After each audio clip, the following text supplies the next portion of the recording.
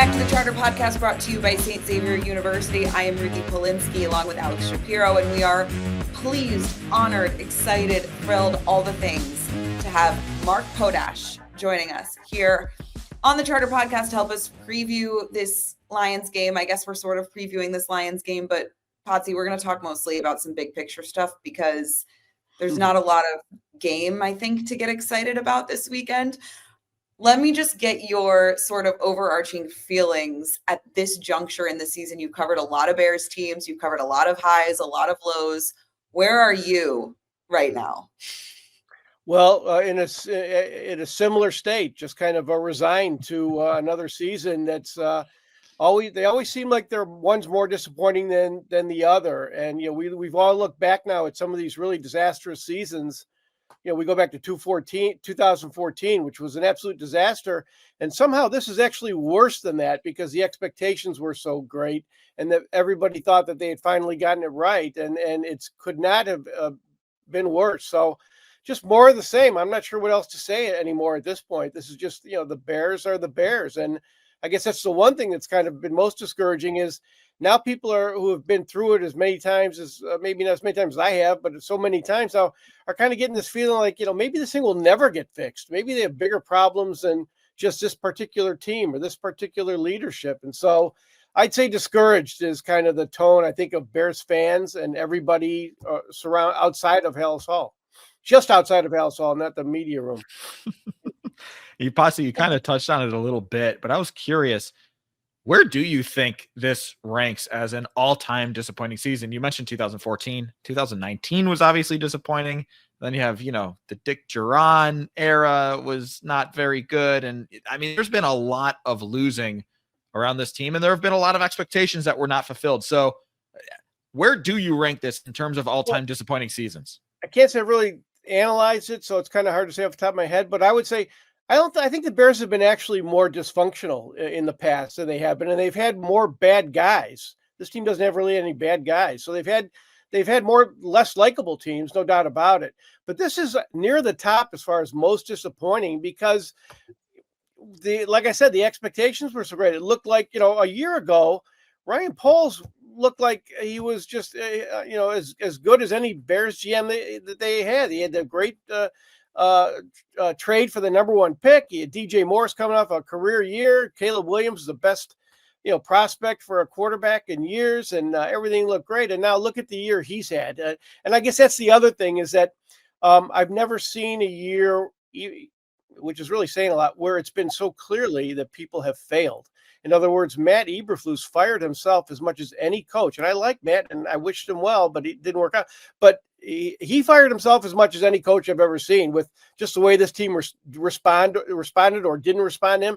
And also the way he handled in-game situations, going down to the very last one against the Lions, and just the way his team that they built, and this is a criticism of Ryan Poles as well, just did not respond. I mean, after that Hail Mary, they talk about their resilience, but boy, you lose 8 in a row. That's not resilient. That means you don't really have a very good team, and you really haven't done your job of team building. So I'd say, I don't know if I could actually rank them, but all I can say is this for disappointment is very near the top, maybe number one. Of all of the talking that this locker room has done over the course of the season and all the complaining or constructive criticism, maybe you want to call it, that these players have done, this week, I think, was some of the loudest sort of revealing things that were said, in my opinion, about just sort of the state of the locker room and maybe the makeup of the kind of guys that are in the locker room. You hear DJ Moore on, Monday talking about how it was the Hail Mary that ruined the season, and that was why they never bounced back after that win. And then later in the week, he's using the phrase vacation, which, you can take that out of context all you want, but like he still used the word vacation when you're on an 8-game losing streak. You hear, Jalen Johnson and kind of the way that he was laughing about the C on his jersey. Like, what is the state of the Bears locker room right now and the kind of guys that are in there to potentially catapult this team into what I know the organization hopes will be a winning locker room one day? Well, Ruthie, that's actually a really complicated question. First of all, I think with regard to just the reactions, I think for a few weeks now, they've been out of answers. And that's the problem. When we go in the locker room after those losses, we literally don't know what to ask anymore, and they don't know what to say. So I think they're literally at a loss for what to say and what to explain. I think that's why you're getting some of the reactions that you are. But as far as the makeup of the team, that's a really interesting thing because, like I said before, this is not a bad locker room. This is a good locker room. These are good guys. And I see why Ryan Poles put them together. But I got to tell you, it's a locker room that I think it just isn't made. It doesn't have the right makeup. I know it sounds weird. That sounds like like it's conflicting, but it's a bunch of good guys who just I don't think they don't have the right leadership. I think that's part of the problem. This is a team that has 8 captains, and I kind of joke and say, the team that has 8 captains has none. Because captaincy is about leadership, and there's usually one leader. In hockey, one guy wears the C, only one. And in football, 8 guys do, and that's a problem. And I think even though they have good guys on the team, I think it's a quandary for Ryan Poles is that he thought he was doing everything right, but I really feel like the makeup of this team is just not enough winners. I hate to put it like that. That sounds too negative, I guess, because they're good guys, but you need a certain kind of guy who just gets things done and things fall his way, and also is a leader who people follow. And I think that's one of the issues. They have leaders here, but not the kind that people will follow and kind of do the right things. And I guess not to be too long-winded here, but I think when you're seeing a lot of penalties and a lot of lack of focus type of issues, that's what I mean by that, by just a lack of leadership from the very top on down, including coaching, the team itself. So it's a good point.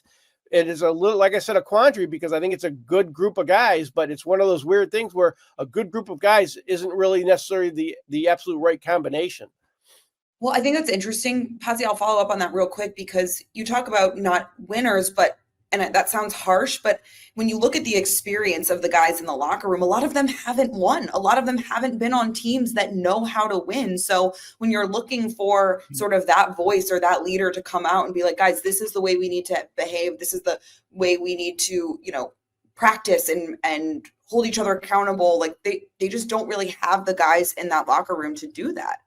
I think that's a real tough thing for a GM to kind of figure out. You really have to have a really good intuition about people and what it is that really makes leaders, because the Bears have a couple guys who have been on winning teams and played in the Super Bowl and in the playoffs, like TJ Edwards and Tremaine Edmonds. But they were not the leaders of those teams. They were kind of background guys as far as leadership goes, and so you're not really necessarily those aren't guys who are going to step up and become the leaders on a team that is just yearning for some kind of leadership, and so they don't have that. And then you have a lot of guys who surprisingly.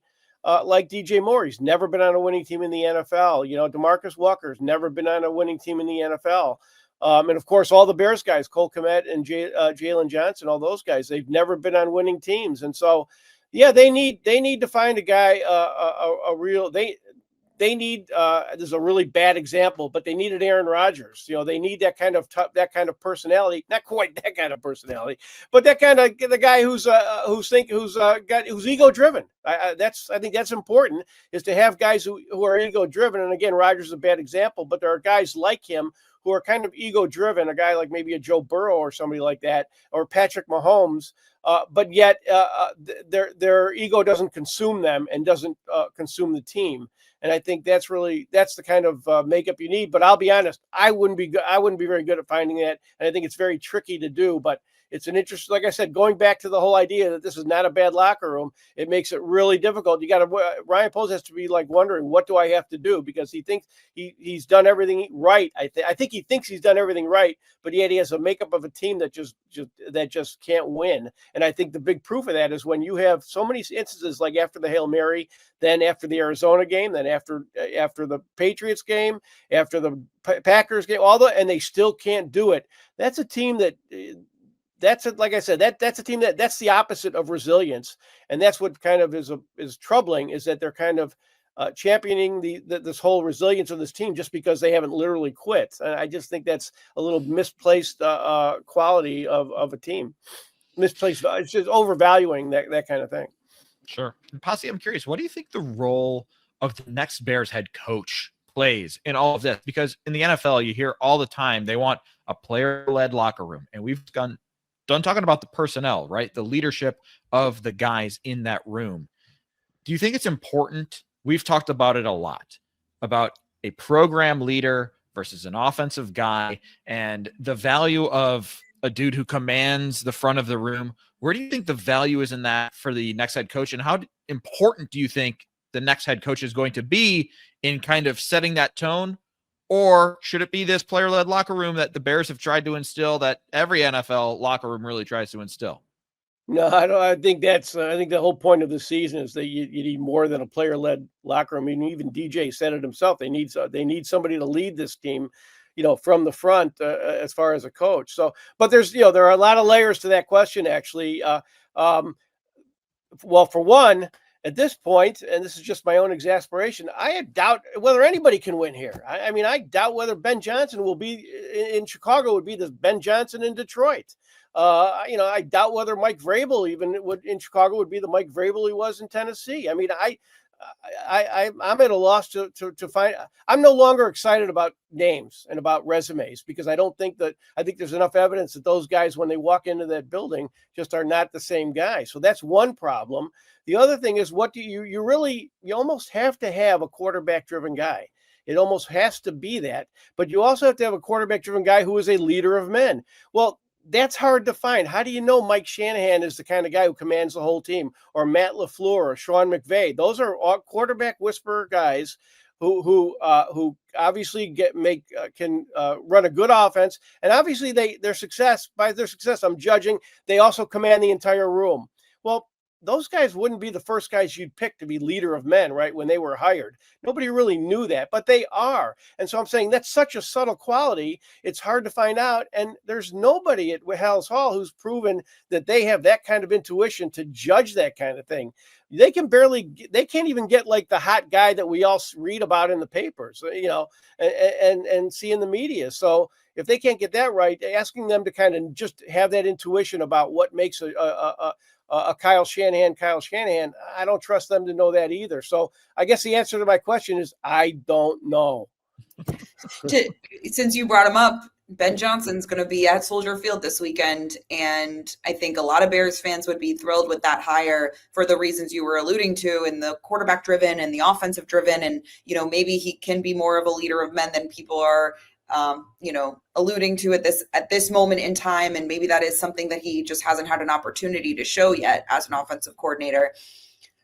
When you look at sort of the pros and cons of Ben Johnson and that hire and what he's done in Detroit, and also, Potsy, what you were just saying about the way that, people are not the same person once they come into Hallis Hall, and it changes them. Like, who's to say Ben Johnson even wants to be here? And I would just kind of like to get your thoughts on sort of the Ben Johnson sort of push. I know your colleague at the Sun-Times, Pat Finley, went to Detroit, got to talk to him a bit, did a great piece on that. So just kind of give us your overarching thoughts on Ben Johnson ahead of this second Lions matchup. Well, first of all, I'm not sure if Ben Johnson is any hotter than Brian Daboll was 3 years ago. That's the guy that everybody wanted, and look what he's done in New York. One playoff season, and then he's probably going to get fired. So the point is, no matter how hot the guy is, no matter how much you think about it, think how good he is, you don't know. But it's the same old thing. How do we know how good of a head coach he is? How do we know? Now there are some signs. I mean, you can argue that Jared Goff was a number one overall pick, but not an overwhelming success. I mean, he got to the Super Bowl, but for more reasons than his quarterbacking. So that he's won with Jared Goff, I think, is actually a good thing. I think you can argue that he has no worse quarterback or no better, I guess, than him and Caleb Williams. So I think that's a good. So it's not like he's winning with Patrick Mahomes. You know what I'm saying? And he's like, oh yeah, all you gotta do is just give him his Patrick Mahomes, will be fine. Well, it doesn't work like that because Caleb Williams is not Patrick Mahomes, but Jared Goff isn't either. So I think that's a good thing.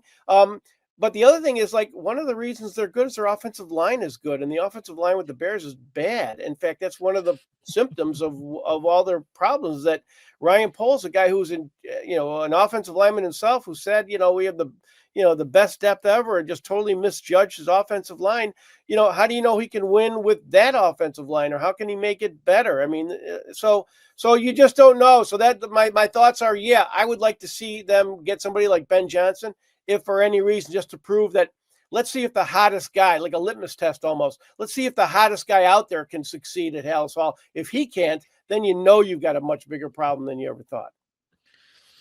Talked about Caleb Williams and not being Patrick Mahomes yet. And I don't think anybody expected him to be Patrick Mahomes in year one. But I think the expectations were that maybe he would have grown a little bit more. And we knew this was going to be a roller coaster ride. But there have been a lot of lows and fewer highs, especially as the season goes on. To me, it looks like he's regressed. So I'm curious from your standpoint, and you're talking about how Halas Hall changes people who walk inside. The other seeming curse for the Chicago Bears, they can never get the quarterback. And the quarterback who seems like a phenom fizzles out. So what's your level of concern that Caleb Williams will be the latest quarterback to fizzle out? Or are you not concerned at all? Just where are you at with Caleb Williams right now? Oh, there's always concern, Alex. Well, first of all, I think two things. First of all, I think Caleb Williams, I don't think there's any doubt that he is a better quarterback prospect than Mitch Trubisky or Justin Fields. So I think you have more to work with there. On the other hand, I also think that he is not Patrick Mahomes. I don't think he will be, but frankly, I don't think anybody will be. Patrick Mahomes wouldn't be Patrick Mahomes unless he went to the exact spot he went to at the exact time. So even he wouldn't be Patrick Mahomes in any other scenario. So it's hard to make that comparison. But I also think that there are concerns about this, and we've seen this the last couple of weeks. Like, I think the question is more legit. Like, now, are the Bears ruining Caleb Williams? And I'm not saying that they are, but that question is certainly, you're wondering, are they the reason why he is regressing? And I think, that's absolutely legitimate. But also, I think a lot of it is on Caleb Williams. To me, there's been a couple red flags too about him, and one of them was, it's almost ironic that the play that got Matt Eberflus fired when he didn't call the timeout against the Lions. That was a red flag too about Caleb Williams, because he didn't handle an urgent situation very well at all. I don't think that was very complicated to understand the urgency of that situation and get everybody to the line. That's what a leader does. That's what a quarterback, that's what the it factor quarterbacks do, is they just will their guys to perform, whether you're a rookie or not. I mean, I was like, I guess between that and the 12-yard loss he took on the sack against the Vikings in overtime when he held the ball for 9 seconds, those two things with a few other things kind of led me to believe a little bit that, maybe he's not the instinctive quarterback that everyone would like him to be. Maybe he's not that. Actually absolutely can be an elite quarterback and can win a Super Bowl and be special and all that. But I think someone's going to have to help him get there, as opposed to him just kind of willing a team and kind of making a coach out of a coach or a GM out of a GM. And I just don't think he's as instinctive at quarterback as like everybody would like him to be. So I guess what I'm saying is, I think he can. I think he's the real deal, but I think he needs a little more help than the Bears can offer or are offering at this time. So they need to get better there. It's so interesting. I also had some concerns about the way that Lions game ended and sort of his lack of awareness and lack of ability to really admit that he didn't maybe know that there was a timeout, and that's why he changed the play. There were some red flags for me in that game too. And obviously he's handled himself like the ultimate professional at the podium, and he is gracious with the media and he takes his time and he gives us long-winded answers. But I think just sort of, we haven't seen the whole picture yet. And I think you're just kind of wanting to see the ultimate professionalism that he shows us. You want to see that carry over onto the field and to somehow see some growth. So I ask you now, Potsy, what did the next 3 games for Caleb Williams to go into the offseason with some momentum and for the fan base to feel like he's made some progress? What do the next 3 games look like for Caleb Williams? Well, I'll be honest with you. I think there's only one thing I'm looking for in the next 3 games, and that's for Caleb Williams to be standing at the end of it. And I'll be honest, I don't know if there's much he can do. He knows he's going to have a new coaching staff. A lot of things are going to be different. There's not a whole, of course you want to see him do well as opposed to not doing well, but even that wouldn't be, he's arrived or whatever, because he's going to be learning a new offense next year. It's going to be a totally different situation. So I'll be honest, I don't think there's a whole lot that could be accomplished in these final 3 games. No watershed moments or whatever. I don't think he's close to that. So I think the most important thing, especially the way things are going with the Bears, is that he just does not get hurt in these final 3 games. And I'm serious about that. I think that's the most important thing right now. And maybe not the only thing. Maybe the X and O's guys know a little more about what he can show. But to me, the most important thing is for him to be standing at the end of the year and move on to next year. So I guess I guess I'm just saying I don't know if there's a whole lot of importance in these last 3 games, even though it's 3 good opponents. I've seen too much fool's gold in the past where quarterbacks, finish strong and you think, oh, they got it, especially with a rookie. I don't think you'll be able to really tell at this point. All right, Posse, we talked a lot about a lot of different things that have gone wrong with this organization. And I'm just curious, what is the most important thing you think that needs to change to get this franchise back on the right track and get the Bears in a spot where they are consistently winning?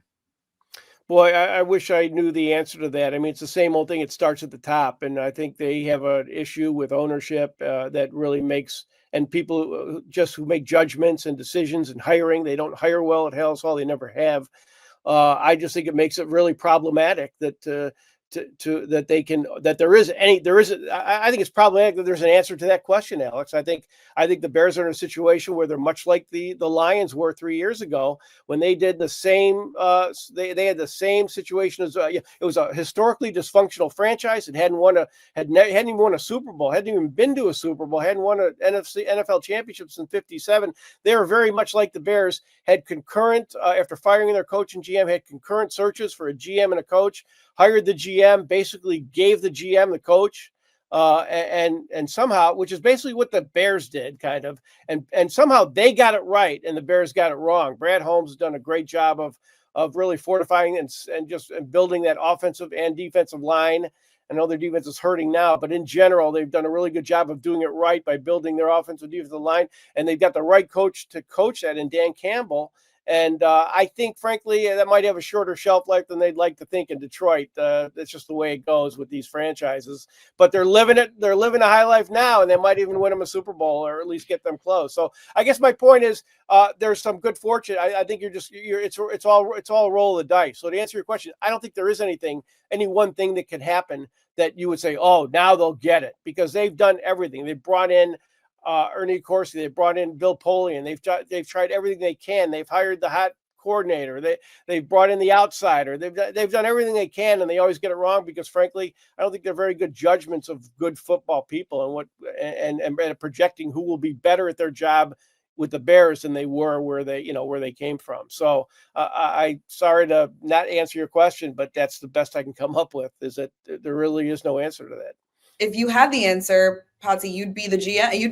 You'd own an NFL team. Like you would, you could have all the answers. You would be right. And even they are hit and miss. Even the very best are hit and miss. I feel for them.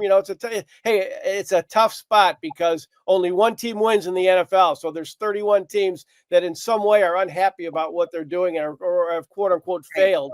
So I get it, and we get to pick at that. And now there are times where I feel bad about that dynamic. I'll be honest, but it's all about winning. And the point there, I guess, is that the Bears haven't even had any consistent winning.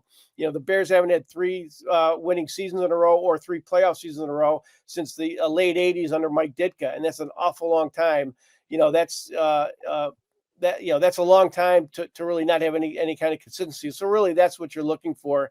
And I'll be honest, I have no idea when it's going to happen, but we'll wait for the next guy and hope for the best. I think that's probably the theme of this offseason. As far away, Potsy, as these two teams are, or as far away as they feel from each other, the Lions and the Bears, that is, who are going to play a game on Sunday. The Lions defense banged up, like really banged up. And these teams historically, as of lately, have played each other really well. The Bears have played the Lions. It's a good matchup for them. Is there any possible way that you see the Bears pulling out a win on Sunday? Well, at Soldier Field, I mean, they beat them last year pretty handily. It was a pretty convincing win for the Bears, and that was a Bears team that was playing better at the end of the year. But yeah, at Soldier Field, I don't expect it. I'm not predicting it, but you can certainly see it happening. I guess the one thing I think the interesting facet about this game to me is this is another test of the Bears' resilience, because I think with the Lions defense, another team like teams have will have an opportunity to really attack that. and especially at Soldier Field against a team that's not used to playing outdoors against that offense. I think it'd be a prime opportunity for a team to, like the Bears, who are struggling, to really show one final time, just one time this year, show that you're as resilient as you think, and prove that point. And I think that's kind of what I'm looking for, because every time they have disappointed every step of the way ever since that Hail Mary, and they've never shown, any real pushback.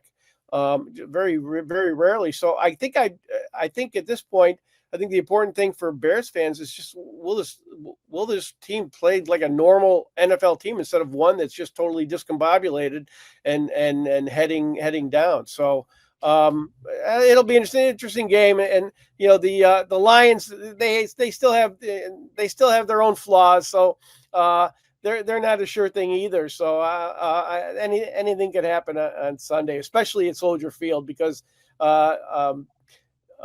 Jared Goff is not as 0-2 at Soldier Field in December, and so there's a lot of reasons to think they could. But I should really stop myself, because I find myself I talk myself into this all the time. I've been doing this for too many years, and I got to stop it and say, no, the Bears are going to get crushed Sunday. Okay, I can see what's going to happen, and I'm already predicting right now that all my optimism will be dashed. It was fun to watch you in real time shake yourself out of the hope. Do I look like a guy? Do I sound like a guy who's covered too many Bears games and just been around too many Bears teams in my life? It's driving me crazy. Man. Luckily, it still beats working for a living. I can still say that. Did you make an official game pick, Potsy? I did. I think I picked the Lions to win by 6, and the spread is 6.5. So I'm actually, I'm foolish for doing it, but I'm picking. Bears covered on Thanksgiving. They covered on Thanksgiving. Cover, yes. So we'll see, but I'm not betting on it. Let's put it that way. Okay. I'm predicting it. So yeah, I think I can't remember what the score was, like maybe 23-16 or something like that, or 23-17, something like that. Great stuff. Yeah. Alex, do you have anything left that you had? No, that was wonderful. We got a little Kishke cover from Mark. We debuted the Kishke cover on Thanksgiving for that Bears game. They pulled it off. So maybe this will be the second Kishke cover. We'll see. We'll see about that. Mark Potash, this is Chicago Sun-Times. We so appreciate you taking some time to preview this one with us, look at some big picture things. And you always tell us like it is, just here to crush all of our hopes and dreams. No, I'm just teasing. That's all right. Well, thanks, Ruthie. Thanks, Alex. Always good to talk to you guys. Thanks again to our friend Mark Potash, Potsy, as we love to call him, just one of the goats on that beat. Always tells us the hard truths, Yep. Potsy, true legend. Love that guy. One of my, there's nothing more to add. He's a goat. He tells it like it is. Some people don't like to hear it. He's often correct. He's often spot on. He's covered a lot of football. He knows his stuff. Love Potsy. Always a joy to talk to him. All right, Alex Shapiro, let's get your game pick for this Sunday at Soldier Field. Bears trying to avoid their 9th straight loss.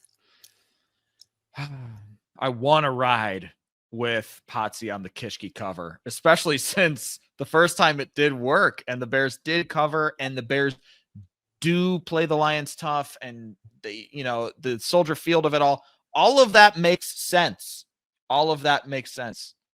But in my Kishkes, this feels like a game that the Lions win handily. I am sure that they are not happy about the Bills game, and they are fighting tooth and nail with those Minnesota Vikings. I think they have the tiebreaker with the Vikings to win the NFC North, but they want to put space between them and Minnesota. They have a lot to play for, and the Bears, they're not playing for the playoffs. They're playing for their tape. They're playing for resumes. They're playing for the future, right? It's different.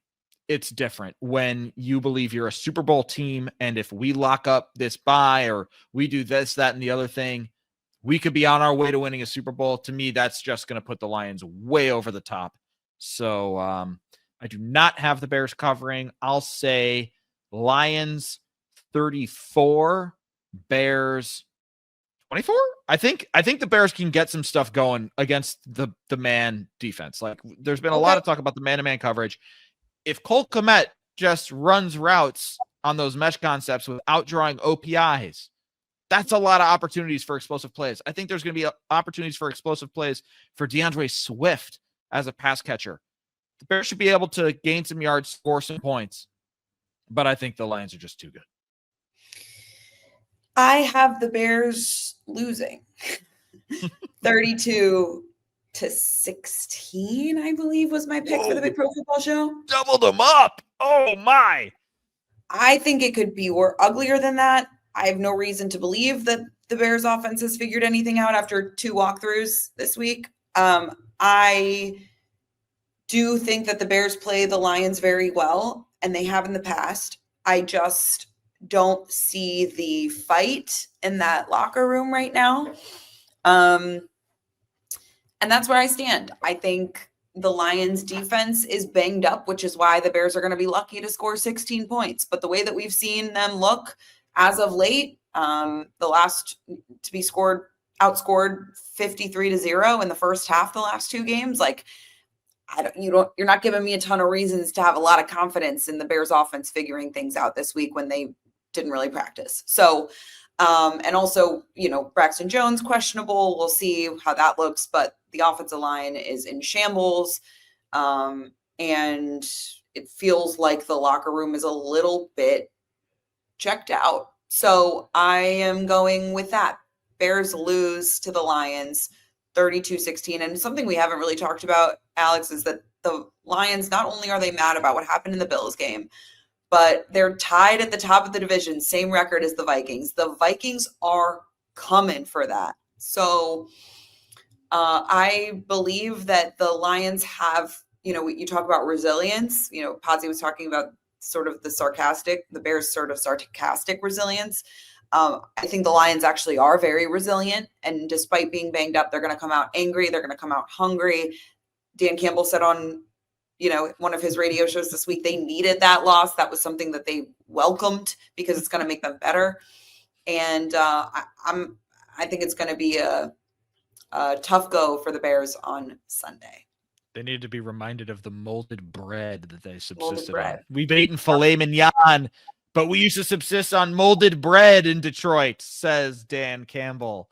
So they were humbled. And yes, they will be fueled by that. Right. Alex Shapiro, great stuff. Thank you so much as always. We'll reconvene next week, kind of a funky schedule. It's going to be a Christmas holiday week next week, but we'll get a couple of episodes out. And, obviously you'll have the post-game pod on Sunday. So appreciate your time and appreciate your time for listening. This is the Charter Podcast brought to you by St. Xavier University. Enjoy the game this weekend, everyone.